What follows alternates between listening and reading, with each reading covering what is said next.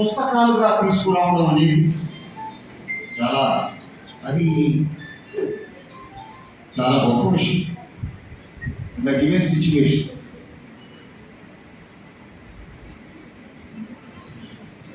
ఒక ముగ్గురు వ్యక్తులను పిలిచి ముగ్గురు రచయితల్ని ఒక ప్రశ్న వేస్తే మీరు ఎందుకు రాశారు అని అడిగితే ఒక సందర్భంలో ఒక రచయిత నేను చదివే వాళ్ళని ఆనంద పారవస్యంలో అలరించడానికి రాశాను అన్నాడు. మరో రచయితని అదే ప్రశ్న ఇస్తే ఎందుకు రాశారు అని, నేను ఈ సమాజాన్ని మార్చడానికి మనుషుల్ని ఉద్ధరించడానికి రాశాను అన్నాడు.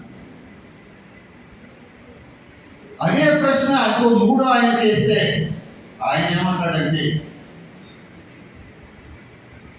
నేను ఎవరిని ఆనందపెట్టడానికి రాయలేదు, ఎవరిని మార్చడానికి రాయలేదు. రాస్తే నాకు నలుగురు తెలుస్తారు, నలుగురు నా గురించి మాట్లాడుకుంటారు అని రాశాను. నిజానికి ఈ మూడు రకాల సమాధానాలు ఈ పుస్తకంలో ఎవరు చెప్పరు. నేను సమాజాన్ని ఉద్ధరించడానికి రాస్తున్నానని బోధించిన వాళ్ళు లేదు. చదివిన వాళ్ళని ఆనంద డోలికల్లో ఊయలు లూగించడానికి రాశానని అనలేదు. పేరు కోసం, ప్రతిష్ట కోసం, గుర్తింపు కోసం రాస్తున్నానండి అని కూడా ఎవరూ చెప్పలేదు. ఎక్కువ మంది ఏం చెప్పారంటే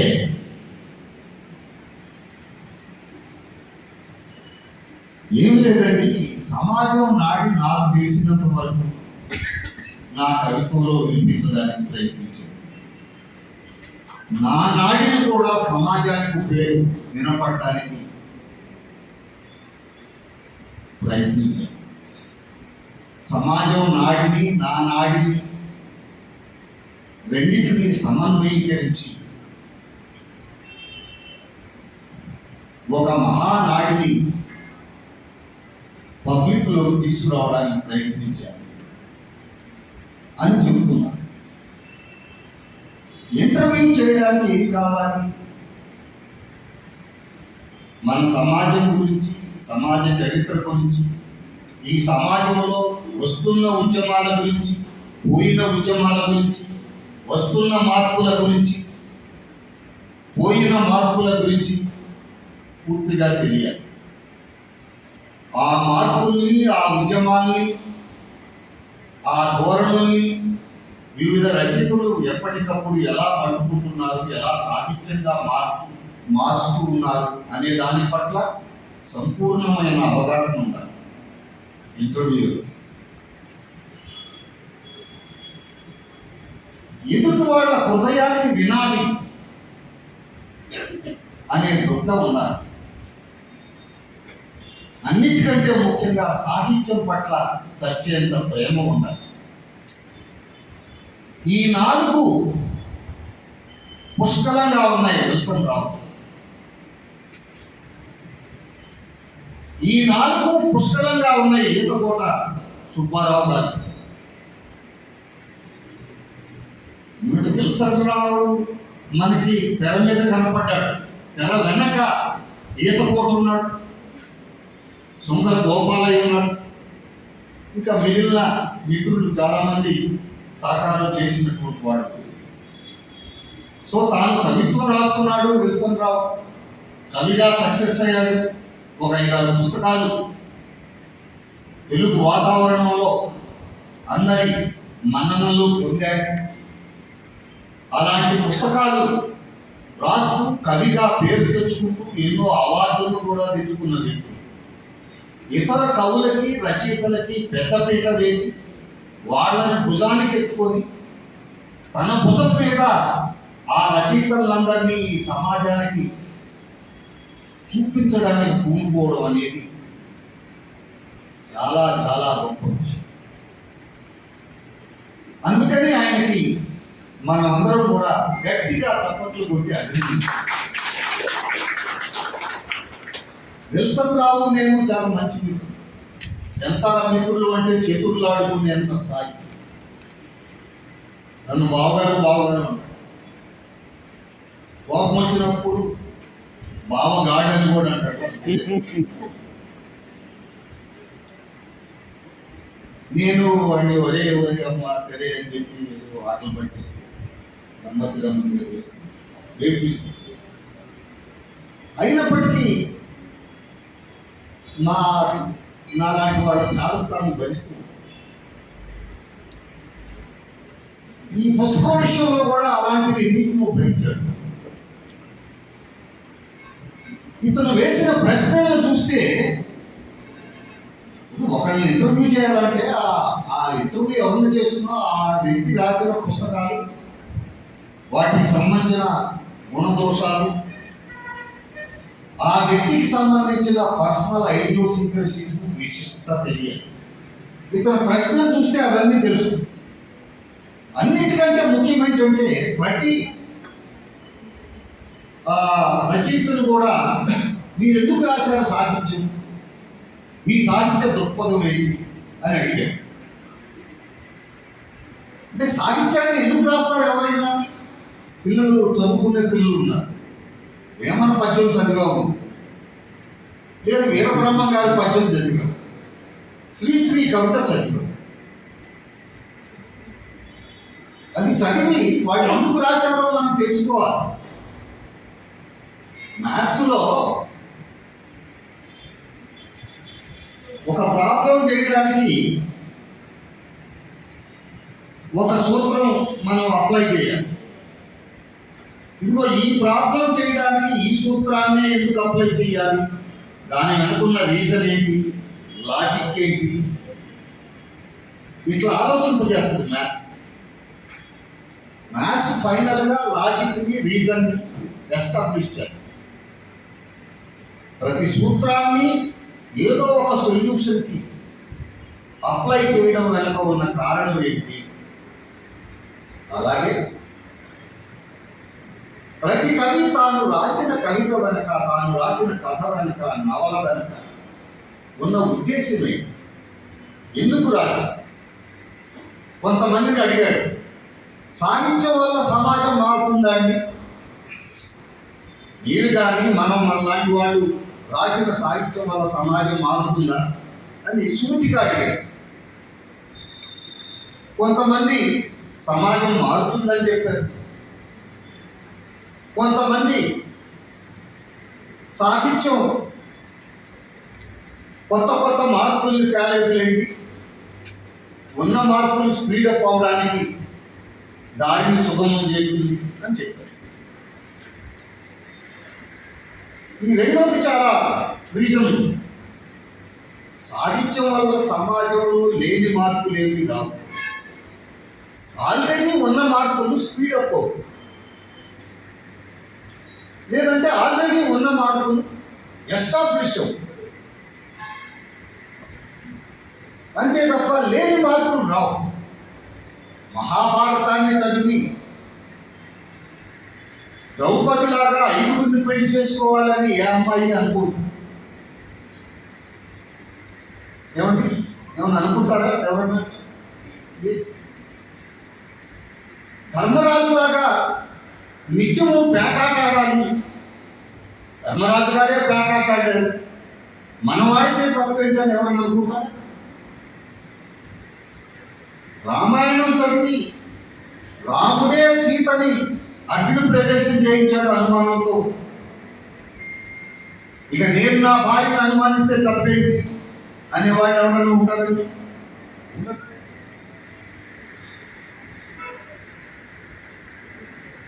పుష్ప 2 చూసి అల్లు అర్జున్ లాగా బతకాలి అని అనుకునే కుర్రాళ్ళు ఎవరైనా ఉంటారా? అల్లు అర్జున్ చూసి క్లాప్స్ కొట్టవచ్చు కదా, వేరే. అందుకని ఏంటంటే సాహిత్యంలో మనం చదివిన ప్రతిదీ మనం చేయాలని అనుకో. అయితే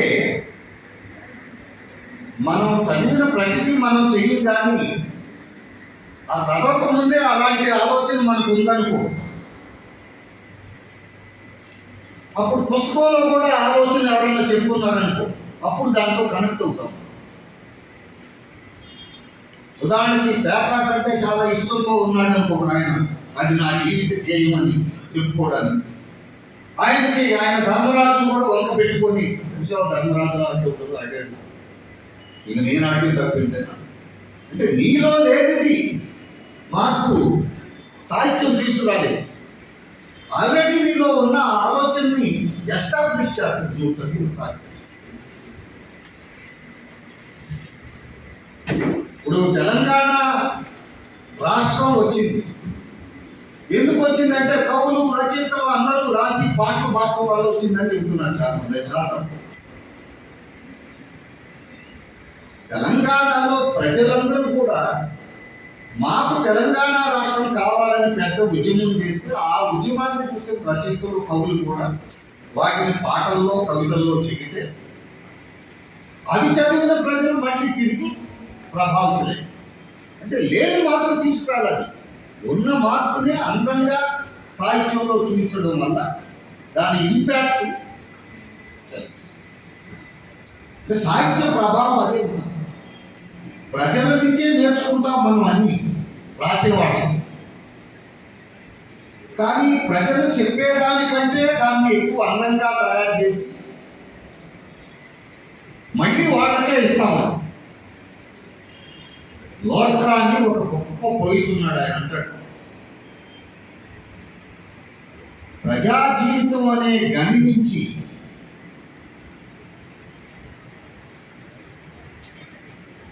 మంచినీటిని నేను పట్టుకుంటాను, ఆ మంచినీటిని అందంగా తడతలా మెరిసేటట్టు తోమిన పాత్రల్లో నింపి ఆ పాత్రలనే తిరిగి ప్రజలకు సమర్పిస్తారు. అదే కవిత్వం. ప్రజలు లేకుండా, ప్రజా జీవితం లేకుండా, ఎందుకంటే మామూలు ప్రజల్లో కవిత్వం ఉంది. వాళ్ళిద్దరికి ఎవరికి ఇద్దరు బద్ధశత్రువులు అని చెప్పడానికి మామూలు జనం ఏమంటారు, వాళ్ళిద్దరి మధ్య పచ్చగడ్డేస్తే బబ్బును మండుతుంది అంటారు. అది కవిత్వమా కాదండి? ఆ ఇంటి మీద కాకి ఈ ఇంటి మీద వాళ్ళకు అంటారు. అది కవిత్వమా కాదా? సో కవిత్వం ఎక్కడో లేదు, మనం కొత్తగా సృష్టించడం లేదు. మన చుట్టూ ఉన్న కవిత్వాన్ని తీసుకొని, ప్రజల్లో ఉన్న కవిత్వాన్ని, దాన్ని మన కోణంలో మన టెంపరమెంట్తో ఎడిట్ చేస్తాం. అప్పుడు అది కవిత వస్తుంది బయట. మా నాయనమ్మ అనేది ఒకప్పుడు కొనుగోలు తెనాలి పట్టణం చదువుకోవడానికి అడుగుతుంటే ఏడుపు మొక్కలతో ఒకరోజు నాతో ఒక మాట, ఏమది, జాగ్రత్త అయ్యా, పట్టణంలో బతకాలంటే ఒళ్ళంతా కళ్ళు ఉండాలి అని. కళ్ళు ఎక్కడ ఉంటాయి? ఆ కళ్ళను ఒళ్ళంతా పెట్టింది అంటే అంత జాగ్రత్తగా ఉండాలని చెప్పడానికి. అందులో కవిత్వం ఉంది. నాకు అప్పుడు తెలిసేది కాదు, నేను పెద్దోళ్ళే ఒక విమర్శకుడైనా తెలుసు. ఆ పేరు ఆదమ్మ. ఆ ఆదమ్మని, ఆదమ్మ నువ్వు కాస్త చెప్పు, కూలి డబ్బులు ఇవ్వటం లేదు అని వేరే ఆడవాళ్ళు వచ్చి అడిగితే వాళ్ళని ఏమని, దూకు నా అనే నా సవితే కానీ దూకే నా సవిత ఒకటి లేదు అని.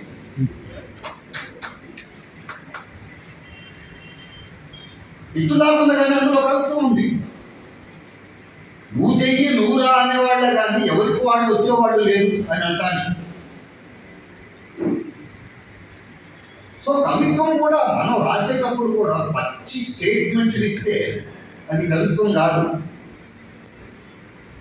ఎవరిలో స్వార్థం ఉండటానికి వీలు లేదు అని నువ్వు ఎంత పెద్దగా అరిచినా అది కవిత్వం కాదు. స్వార్థం శిరస్సును గండ్రగడ్డలితో నరకగలిగిన వాడే నేటి హీరో అన్నావు అనుకో, అది కవిత్వం. కష్టపడకుండా ఏ ఫలితము రాదయా అని అని నేను ఏడుస్తా చెప్పినా కవిత్వం కాదు. కానీ అదే అర్థం స్ఫురించేటట్టుగా పులి గుహలోకి వెళ్ళగలిగిన వాడి పులి పిల్లను తేగలరు, 1000 కత్తి వేట్లకు దడవని వాడే రాజును పదవీ భ్రష్టుల్ని చేయగలరు అన్నప్పుడు అది కవిత్వమైంది. అంటే నువ్వు ఏం చెప్పాలనుకుంటున్నావో దానికి సంబంధించిన నిదర్శన ప్రతిమల్ని నువ్వు అరేంజ్ చేస్తే అది కవిత్వమైంది. శివారెడ్డి గారు ఒంటరితనం గురించి ఒక కవిత రాయాలనుకున్నాడు. ఈరోజు ఎవరూ రాలేదు, నాకు చాలా బాధగా ఉంది, ఎప్పుడు జనంతో ఉండేవాడిని, ఒంటరిగా ఉండటం వల్ల నాకు సాధ్యం కావటం లేదు అని రాశాడు అనుకోండి. అది శివారెడ్డి రాసిన కవిత్వం అయిందా? అయినట్టేనా? కాదు. ఆయనేం రాశాడు? బహుశా ఈరోజు ఎవరు రాకపోవచ్చు, పిట్టలు వాలకుండానే ఈ చెట్టు మిగిలిపోవాలి కాదు. చూడండి, పిట్టలు లేకుండా ఉన్న చెట్టు ఎంత ఒంటరిగా ఉందో నేనంత ఒంటరిగా ఉన్నానని చెబుతున్నాడు. హంసలు వాలకుండానే ఈ చెరువు కన్ను మూయాలి కాదు.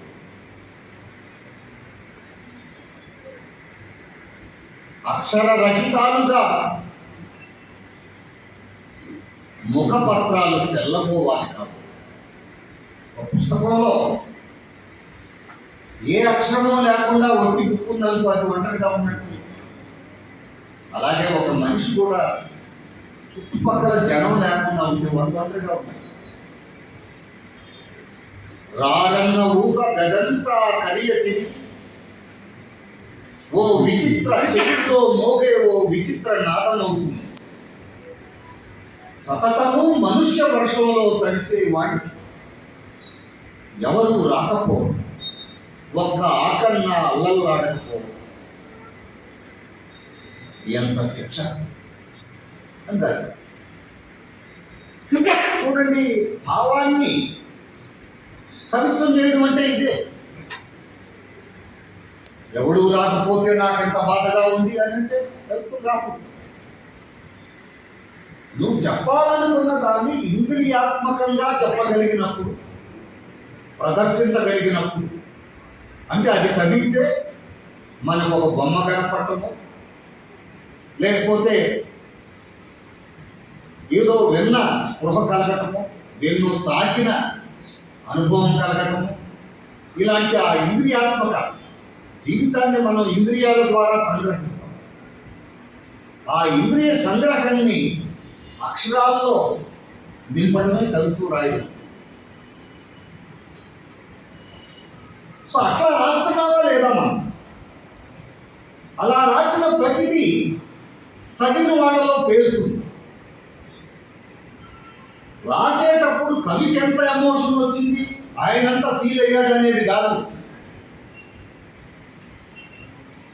రాసిన దాన్ని చదివేటప్పుడు చదివే పాఠకుడు ఫీల్ అవుతున్నాడా లేదా, అదే రాసినది కవిత్వమా కాదా అనడానికి నిదర్శనం.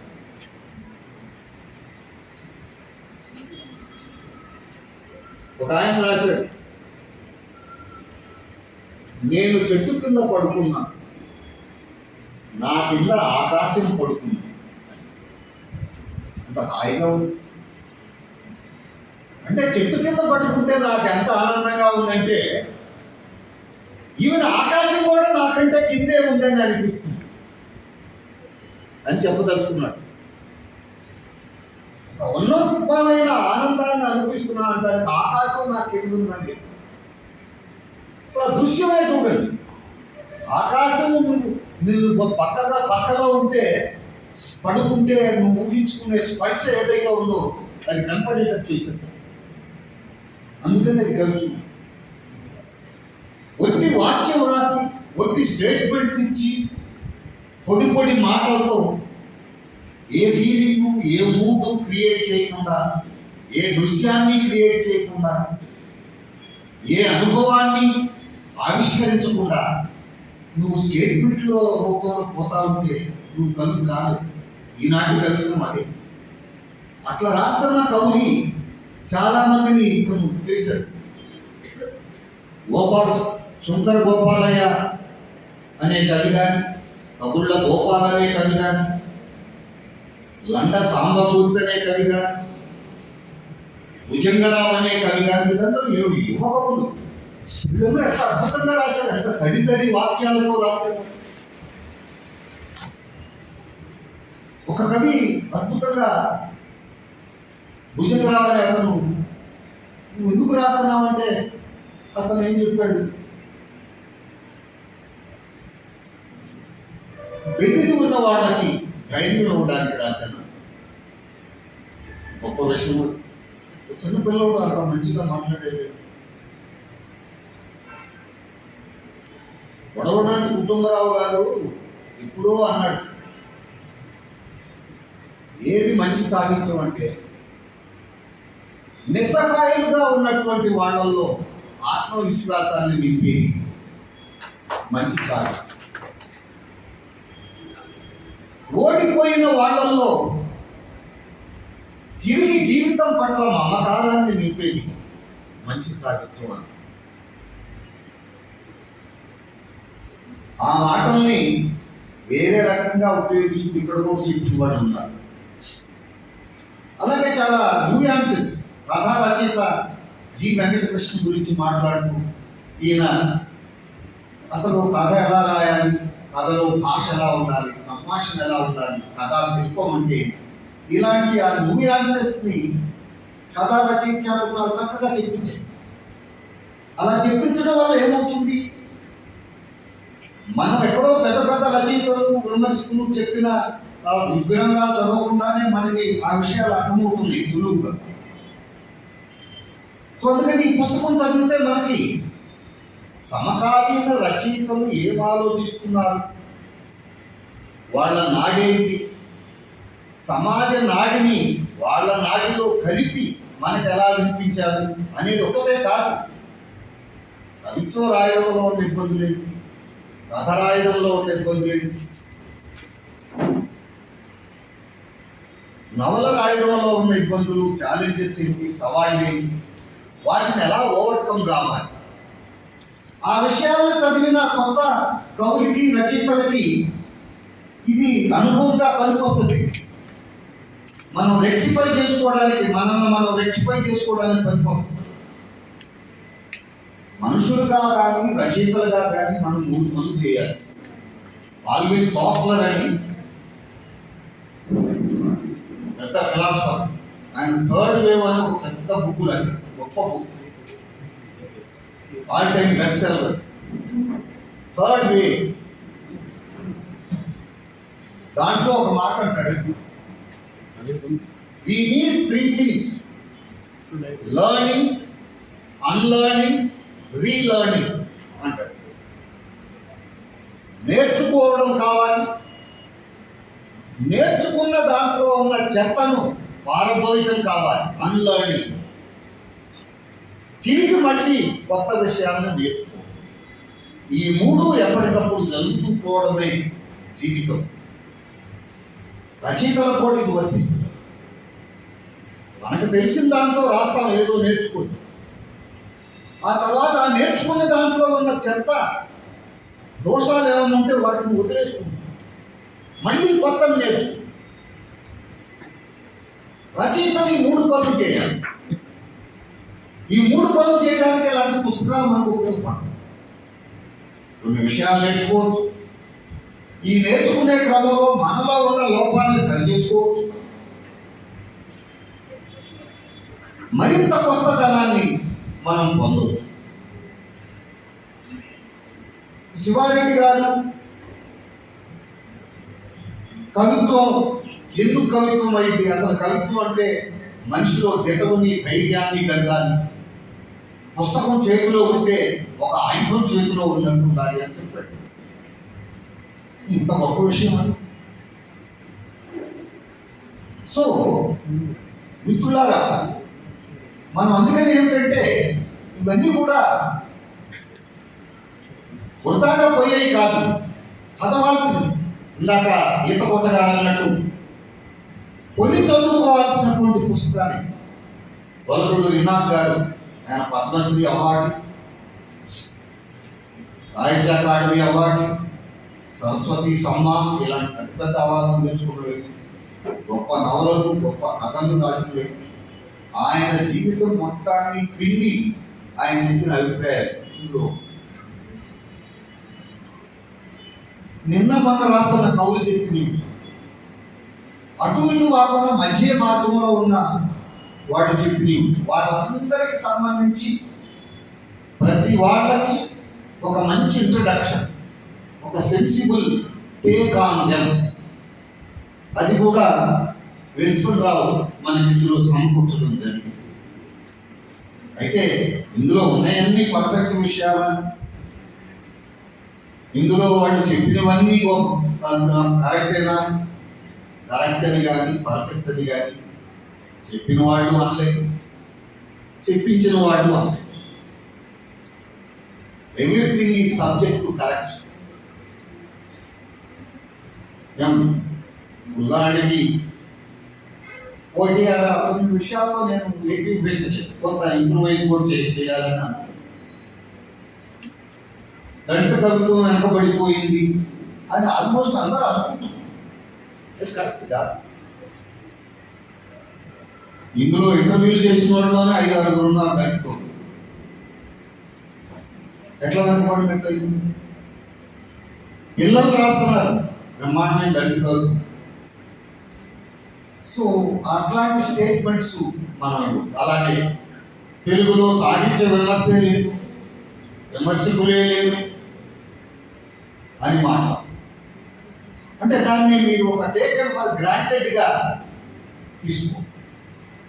తెలుగులో సాహిత్య విమర్శ అనేది లేకపోతే సాహిత్య విమర్శకుల మీద ఇన్ని వివాదాలు వాదాలు ఎందుకు వస్తున్నాయి? అసలు విమర్శ అంటే ఏమిటి? విమర్శకులు ఉన్నారని ఎప్పుడు అంటారు కవులు రచయితలు? వాళ్ళని పొగిడినప్పుడు వాళ్ళకు విమర్శకులు కనపడతారు. వాళ్ళని ఏదైనా విమర్శిస్తే అసలు విమర్శకుడు ఎవడు కనపడ్డాడు. నేను ఈయన చాలా గొప్ప విమర్శకుడు అన్నానంటే దాని అర్థం ఏంటంటే ఆయన ఎప్పుడూ నా గురించి బ్రహ్మాండంగా రాసి ఉంటాడు. అంటే తమ గురించి బ్రహ్మాండంగా పొగుడుతూ రాస్తేనే విమర్శకుడు కనపడే స్థాయిలో రచయితలు కవులు ఇక్కడ ఉన్నారు. ముందు దాన్ని సరి చేసుకోవాలి. దాన్ని మనం సరి చేసుకోకుండా విమర్శకులు లేరని అంటుంది. అలాగే ఎవడన్నా కొత్త గొప్ప విమర్శకుడిగా మొదలైతే వాడి భుజం మీద చేసి వాడికి ఆశ చూపి ఈ ఆశ చూపించి తమ అనుయాయిగా తమను పొగిడేటట్టుగా రాసేవాడిగా తయారు చేసుకున్న రచయితలు బోర్డు మంది ఉన్న ఈ సొసైటీలో వెన్నెముకున్న విమర్శకులు ఎట్లా బతుకుంటారండి? నేను 40 సంవత్సరాల నుంచి సాహిత్య విమర్శ రాస్తాను. నాకు తెలుసు ఒరిజినల్ విమర్శ రాయాలంటే వెన్నెముకున్న విమర్శ రాస్తూ ముందుకెళ్ళాలంటే ఎన్ని రకాల ఆకర్షణల్ని, ప్రలోభాల్ని, సవాళ్ళని ఎదుర్కొంటూ వాటిని పక్కన పెట్టి ముందుకెళ్ళాలో నాకు బాగా తెలుసు. అందరూ వాటిని దాటుకుంటారనే రూల్ ఏం లేదు, అసలు దాటుకోనివ్వరు. అందుకని ముందు విమర్శకులకి స్వేచ్ఛా వాతావరణాన్ని ఇవ్వండి, వాళ్ళకి ఆటంకాలు కలగజేయవాకండి. వాళ్ళు ఏదన్నా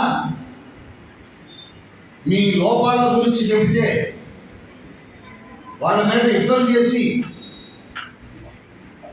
వాడిని నలుగురిలో నవ్వులు పాలు చేసే ధోరణికి పాల్పడవాలండి. లోపాలు ఏమన్నా చెబితే వాటి నుంచి నేర్చుకోండి. అంటే విమర్శని విమర్శగా తీసుకునే స్థాయికి తెలుగు సాహిత్యంలో రచయితలు కవులు వెళ్ళగా అట్లా చెప్పిన వాళ్ళు కూడా ఉన్నారు ఇందులో. అదే గమ్మత్తు. ఒక కవి విమర్శ లేదా అంగీకారం కంటే విమర్శలు స్వీకరించే స్థాయిలో మనం లేవనుకోవడం మంచిదని. సో రకరకాలుగా అంటే ఓపెన్గా ఉంది. ఇప్పుడు సుందర గోపాల్ అడిగితే ఆయన ఏమన్నాడు, విమర్శ లేదంటే నేను ఒప్పుకోను, అసలు విమర్శను సరిగా స్వీకరించే స్థాయిలో కవులు లేదు, రచయితలు లేదంటే కదా. అందుకని మనమందరం బాగున్నాము, ఎవరో బాగోలేదు అని ఒకళ్ళ మీద ఒకళ్ళు రాళ్ళు వేసుకోకుండా అందరూ అందరి నుంచి తీసుకుంటూ, ఏమో టైం అయిందా, వెనక్కి వచ్చి నిలబడితే అనుమానం. ఈ కాలేజీలో పాఠాలు చెప్పి వెళ్ళు గంట కొడితే కానీ ఆగలేని పరిస్థితి. ఒక్కోసారి 2 hours తీసుకోవాల్సి వస్తుంది. 2 hours వాసన మాకు. నేను ముగిస్తాను. నాకు సడన్గా గుర్తొచ్చింది, నేను ఏమన్నా ఎక్కువ టైం తీసుకుంటున్నా. అయితే సుభద్రాదేవి గారు గుర్తొచ్చాడు. భరోసా, మీరు ఎంత టైం తీసుకొచ్చాడు. ఎందుకన్నా బాబు ఆ మాట ఇప్పుడు ఆవిడ అనుకుంటున్నారు.